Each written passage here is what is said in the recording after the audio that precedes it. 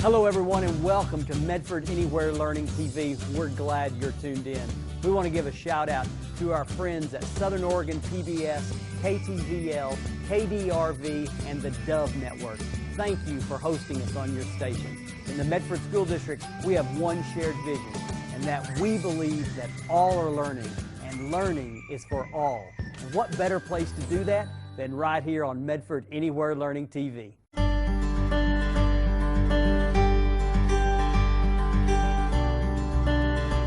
Hi everyone and welcome. My name is Kirsten Giroux and I am Associate Director of Artistic Engagement, Education and Community at the Oregon Shakespeare Festival. And basically what that means is I'm in charge of doing workshops and working with students and teachers and creating curriculum and working with learners of all ages. And I'm delighted to be here today. Thank you, Kirsten. Hi, my name is Ben Garcia. I am the Education Coordinator at SOPBS. I do many things, but the flagship project that I coordinate that I'm most proud of is Student Reporting Labs, and that's a partnership with PBS NewsHour. And we have one Student Reporting Lab class here at Hedrick, actually. So anyhow, as Kirsten mentioned, we are going to work through the three first activities of As You Like It, a lesson plan by Oregon Shakespeare Festival, and So PBS. You can find that at PBS Learning Media. As I mentioned earlier, in the search bar, which is in the upper right-hand corner, if you search As You Like It, this lesson plan will come up right away. It has a procedure right below overview. There's a blue bar underlining overview. The next word over is procedure. If you go to procedure, you'll see the three activities that we're going to do today. And then there's a fourth project-based learning activity, which we will not have time for today, and it'd be worth your while to check that out. Kirsten is going to lead us through our lesson plans, so we'll go back to Kirsten. Great, thank you. Well, we're going to do a couple of activities, and the first is really an introduction. The goal of it is to kind of get students' minds thinking about the theme of inheritance. And what kinds of things do they inherit? What kinds of non-physical things have they inherited? And also this investigation of this theme helps them to think about how it may inform the rest of the play, which is, of course, William Shakespeare's play, As You Like It. So our first activity is a sticky note activity or a Padlet activity. And here's how it works. The first thing you would have to do is get a whiteboard, and voila, here is my whiteboard. And the first thing you would need to do is to put your themes that you want to be discussing up on that board. And here you can see I've got inheritance, nature, brother, sister, spirit of father, and country versus city. Those are what we're going to talk with. And what you'd want to do is tell your students that that's what you're going to be looking at. And today, my students are Ben and Ivan. Excellent. Thank you to our students. So then you would have a quick conversation with your students about some of these themes. So if we could, you two, could we talk a little bit about inheritance? I mean, what have you inherited from your family, your grandparents, somewhere in your life? What have you inherited already? Thank you, Kirsten. Yes, in terms of inheritance, I think the most important thing that I've inherited from friends or family, it's probably been work ethic, which I got from my father, a very hardworking Mexican immigrant who immigrated to the United States in the late 60s, and he had to work really hard to support 9 kids, and so that is definitely something I'm proud of. What about you, Mr. Ollinghouse, in the production booth? Well, outside of inheriting my hair from my mother's father, I would have to say I inherited probably the most important thing in my life has been music from my family. I'm a music teacher myself, and I got that from my father, who taught me how to play French horn when I was young because he played French horn. And the reason why he played music was because his father had taught him as a young boy how to play music, as had my great-grandfather taught my grandfather.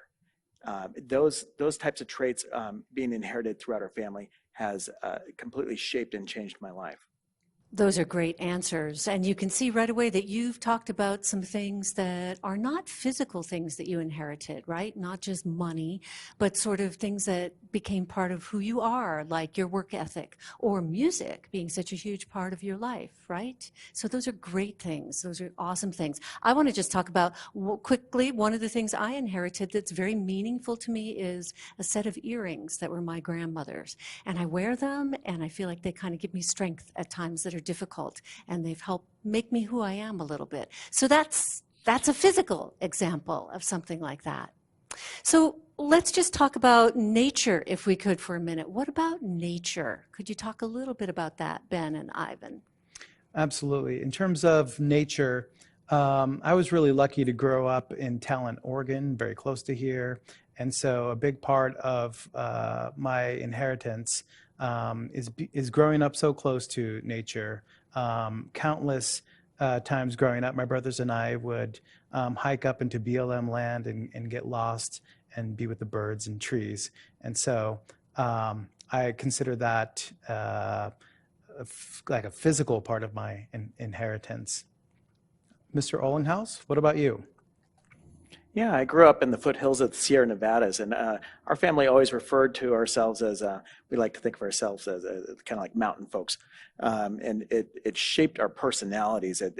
We started building our own stereotypes about who we were through that inherited vision of ourselves. Even though that doesn't necessarily extend all the way back in our family hereditarily, it is part of our immediate being nonetheless. Again, those are awesome. They're beautiful answers. One of the things I want you to think about, and we don't have to talk about it right now, is that nature actually has some other meanings too. I mean, what is somebody's nature? Who are they? When Ben talked about inheriting his grandfather's or his father's work ethic, that became part of his nature, part of who he is, part of his character. So that's another way to think about that word. Let's take a look at brothers and sisters, brother or sister, siblings and think about, as you start to talk about this, what makes a good brother or sister? What makes a bad brother or sister? What does it mean to be a brother or sister? Go ahead, either one of you. I think with brothers and sisters, I'm fortunate to have a brother and two sisters. And growing up, they were my older siblings. They were my role models in life. They were the ones who I was always chasing after, trying to surpass them, or at least try and match them on their deeds and milestones throughout their life. But also for brothers and sisters, I think forward in life, and I realize that there's those that are the ones that are not biological. I have my best friend in the whole wide world. He is very much so a brother to me, and he's the one who mentors me to this day, helps put me on my path when I'm starting to veer off of where my life goals are, because he knows me as well as I do. How about for you, Ben? Thank you, Mr. Ollinghouse. In terms of this important theme, I'd have to piggyback off of what Ivan just said. In terms of having people that are connected to your family that kind of serve as like surrogate family members. Because my family was so big, 4 brothers, 4 sisters, a lot of us had friends that had parents that were kind of like second parents to us. And when I think about family, I think about the Lucas family, who I'm very close to, and my friend Justin's parents are like my second parents. And that's an interesting kind of motif, because that relates to this play As You Like It. And we'll get to that in a bit. Back to you, Kristen. What about you? Oh, great. Well, I grew up in a big family. I have 2 brothers and 2 sisters, so I get it all.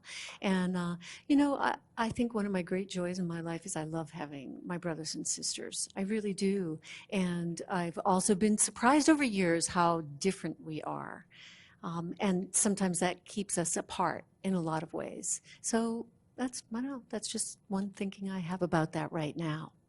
So good, you can see, everybody, that we're starting to think a little bit more deeply, and Ben talked about that, something about his feelings about brothers and sisters is going to be in this play. So I want you to start to just pay attention to what people are saying, because we're going to move it eventually into a speech from As You Like It and see how these are in the play. Good. The next one I'd love to talk about, and this is different. I find that an interesting one, which is Spirit of Father. The Spirit of Father. And that's something that really shows up in multiple ways in this play. So think about that, and what might that mean to you? Spirit of Father is a very important theme, and I've already touched on that, I feel. But if you're a person that feels like you can really feel your parents deeply, their feeling never leaves you. And even though my father is in Mexico right now, that's where he chose to retire, back in his hometown in Aguascalientes. I carry him with me every single day. Sometimes there's things that I do or say or ways in which I move. My wife will remind me that I have some of the same tics. And so you never get away from the spirit of your parents. Mr. Olenhaus, what about you? How does this theme touch you? Yeah, I'd say the spirit of father is something that's really transformed over the course of my life. As a kid, I was always very attached to my father. And then growing up, I always found father-like figures in my teachers. And then I became a father myself, and it made me completely rethink what it means to have that to carry on that torch, that spirit of the father. And then as a teacher in my own professional life, I try and impart that onto my students as well, letting them know that I care with them within that spirit of being a father-like figure as well, to the best of my ability. Great. I love that. Again, wonderful answers. And, I just have to answer for a moment because I'm a mother. And I want to make sure as you think about this theme, as you start to think about it more deeply, please think about mothers too. Spirit of Father is important in As You Like It, but I think it includes parents. And so allow yourself to think of that. I think one reason Shakespeare sometimes had fathers be so prominent is because oftentimes there weren't mothers. Women died in childbirth, and also because he had men playing all the roles on stage. So he had more male roles on stage than he had female roles. So let yourself think broadly. Think about the spirit of parents, mothers and fathers, as you continue to investigate that theme. Good. And then our final theme, which is really prominent in As You Like It and will be in this speech that we're going to explore, is this idea of city life versus country life. And and versus is an important word in there, right? That one might be better than the other. And that's sort of up to you to decide. And in fact, I'd love to hear, Ivan and Ben, how you reflect on city versus country. The idea of the countryside versus the cityscape, I grew up in the countryside. And then in my youth, I moved to what I thought was a huge city of 20,000 people in Southern Oregon. And it completely changed my perspective of life. I was in complete culture shock for a while. And it took me a real long time to realize that the city wasn't worse than the countryside, because I was really lamenting the loss of the countryside from my youth. But that both really hold their own virtues, and they both have their own drawbacks. But at the same time, they are completely different places. They have different cultures about them. What's your take on this, Mr. Garcia? This is a fascinating theme in the play and in real life. We live in Southern Oregon, and it's a rural area where we're at. We're in Medford, Oregon, to be exact, at this very moment. And as we're working our way through COVID-19 and the pandemic and all the various topics and issues that come with it, I feel like this theme is working out in our personal lives right now, because we live in a beautiful area and we have the opportunity to go out to trails and hike and be out in the middle of nowhere and get lost in nature. And I have a family member who lives in New York City, and living through this pandemic is very difficult for her because she cannot go get lost in the middle of national forest land. So this theme, I feel like, is so important right now at this very moment to be interrogated. One of the things that I noticed with your observations, Ivan and Ben, is that you were talking a lot about country life and nature. And I just really saw how these two themes sort of talk to each other a little bit, right? So keep that in mind for our next step. And in fact, your brains now are oiled. They're ready to go. They're ready to start to investigate just a little bit further these 5 themes. And here's how you're going to do it. You all have a pen or pencil or a writing utensil, and you have some Post-its. And your task is you're going to do 5 Post-its, and you're going to fill a Post-it with information about these themes. So, for example, you're going to take one Post-it, and it's going to be your inheritance Post-it, and you're going to fill that Post-it with all the thoughts that you can come up with. And don't think about it too much. Just let it pour out of you. You're going to fill that Post-it with anything you come up with about inheritance. And then you're going to take one and you're going to do the same for nature. And you're going to do the same for brothers and sisters. And you'll do the same for spirit of fathers and mothers, spirit of parents. And you'll do one final one for country versus city. All right? So you're going to have a few minutes to do this. And again, work quickly. Don't worry about it. Just put stuff on the page. It's only this size. This is something we can all fill in. All right? So take a few moments and have some fun. Go for it. Great. So after about 5 minutes, you have a conversation with your students about what new things did they discover from having to sit and actually think about these themes for a few extra minutes. What came out of their hand? And perhaps what surprised them? What was something that maybe they didn't even think of when we had our first conversation that they found when they had this moment longer? So Ben and Ivan, any new discoveries? I did find out that I thought of some new themes and motifs that relate to each of these themes. And so we're going to take a look here at what I came up with for inheritance. Obviously, I talked about work ethic. I talked about nature. One thing that popped into my mind is I inherited a sense of empathy from my family. And obviously, growing up with lots of siblings will naturally instill a sense of empathy in you because there's lots of cooperation in a big family. As it relates to the theme of brother and sister, the first thing I thought of was I have this ironic appreciation for space and time because of having so many brothers and sisters. Growing up, I learned how to go away into nature and find space and time for myself. And as an adult right now, gosh, I love my downtime and I love my time by myself. Sense of community, a sense of democracy, a sense of sharing. These are all things that I got from my brothers and sisters. As it relates to the theme of nature, I talked about the appreciation and respect. I've definitely talked about the kinship I have with nature. And I thought of this word familiarity. In it, it has familia, which means family in Spanish. And I definitely feel not only a kinship, but nature is so familiar to me, it feels very much like family to me. And then for the theme of country and city, I've talked about the freedom that one can find in nature if you live near nature out in the country, especially during these times we're going through right now. Culture in the city, I lived in Portland, Oregon for almost 10 years as I was working my way through 3 degree programs at Portland State. And gosh, there's so much wonderful culture in cities. And you actually don't have to go to big cities to find it. I mean, look at our amazing city here in Ashland, which has Oregon Shakespeare Festival and lots of amazing cultural aspects to it.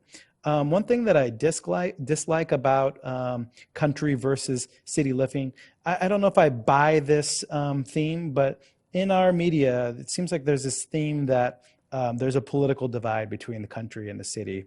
And so that's one sub-theme of country and city I don't like. Spirit of father, I talked about work ethic, and I don't need to talk about that anymore. And I agree with Kirsten that there's definitely spirit of mother as a theme in many other works of literature. And I also got a lot of work ethic from my mother as well. Mr. Ollinghouse, what about you? Yeah, I had a couple that popped out to me while we were thinking. Part of it was thinking about how family values fall under our inheritance, who we are as people.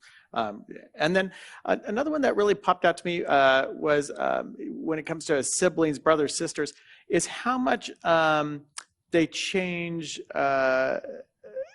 expectations and the precedent of who we expect ourselves to be and the impact that we have on ourselves, and also modeling.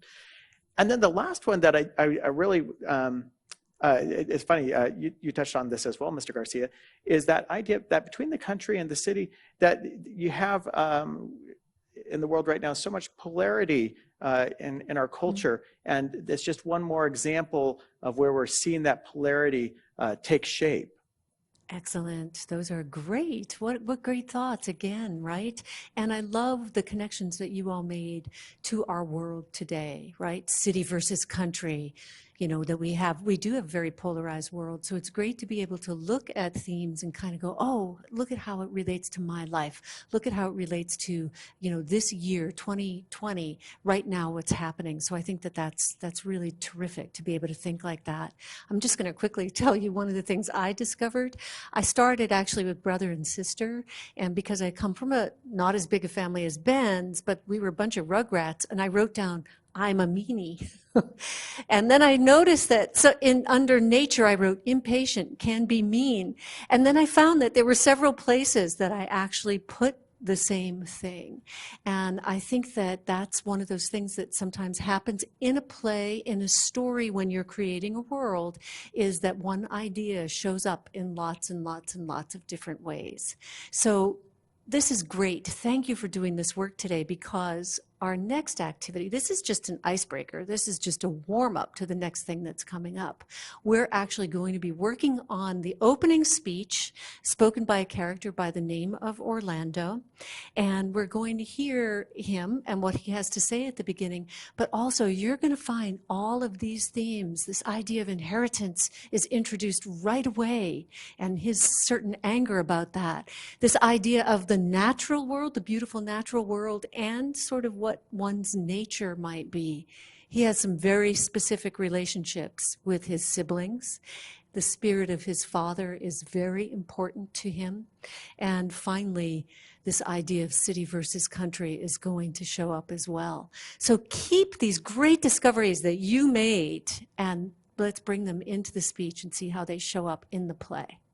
Excellent. So our last step is that we are going to read out loud and in unison together the speech that we're going to be working on in our next step. And you may wonder, why the heck am I making you read this speech out loud together with everybody? Well, here's the reason why. First of all, it's Shakespearean text, and sometimes that's difficult to tackle the first time out, right? But also, when Shakespeare originally wrote these plays, he did not intend them to be read as literature. He intended them to be seen on the stage, inhabited by an actor, and spoken by that actor. So we're going to take our cue from that, and we're going to see the words on the page. We're going to hear them out loud as we speak and as we hear others read them. And we're also going to have that physical experience of actually saying the words out loud together. All right? So good. As we read through the speech, I want you to just remember we have explored those 5 themes of inheritance, nature, brothers and sisters, spirit of my father, and also of city versus country. And just remember that as we go ahead and read this for the first time. All right. So let's begin on the count of 3. 1, 2, 3. As I remember, Adam, it was upon this fashion bequeathed me by will, but poor 1,000 crowns. And as thou sayest, charged my brother on his blessing to breed me well. And there begins my sadness. My brother Jacques he keeps at school, and report speaks goldenly of his prophet. For my part, he keeps me rustically at home, or, to speak more properly, stays me here at home unkempt. For call you that keeping for a gentleman of my birth, that differs not from the stalling of an ox? His horses are bred better, for besides that they are fair with their feeding, they are taught their manage, and to that end riders dearly hired. But I, his brother, gain nothing under him but growth, for the which his animals on his dunghills are as much bound to him as I. Besides this nothing that he so plentifully gives me, the something that nature gave me, his countenance seems to take from me. He lets me feed with his hinds, bars me the place of a brother, and as much as in him lies, minds my gentility with my education. This is it, Adam, that grieves me, and the spirit of my Father, which I think is within me, begins to mutiny against this servitude. I will no longer endure it, though yet I know no wise remedy how to avoid it. Excellent. Well read, well read. Before we stop, I just want you to mention, tell me out loud, any words or phrases you remember reading through this speech once. Ben? Most definitely. Right away I see, and I noticed when we were reading it, Spirit of my Father is literally pronounced, and that is one of our themes that we have been interrogating today. Mr. Ollinghouse, was there something that popped out to you from that reading? The part that really popped out to me was when he said, "But I, his brother, gain nothing under him but growth." And I have to say, I sympathize with them greatly on that particular point. That's the one that really it caught me somewhere special. Great, good. Well, hold on to all of this, and we'll make our way to the next exercise. If you are watching this episode on television, our half hour is coming to a close, and so you'll have to stay tuned for part 2, where we will go over our next activity called the sleuthing activity. If you are online at YouTube, you can find part 2 just right here in the Southern Oregon PBS Education YouTube channel. There's lots of videos here, and the part 2 of As You Like It should be there. And if you are on PBS Learning Media, it'll be very easy to find part 2. It'll be embedded in the lesson plan. Thank you for joining us at Medford Anywhere Learning TV. Please stay tuned for part 2. So, thanks for joining us on Medford Anywhere Learning TV. Bye. Thanks for tuning in to Medford Anywhere Learning TV. Medford School District is a place where all are learning, and learning is for all.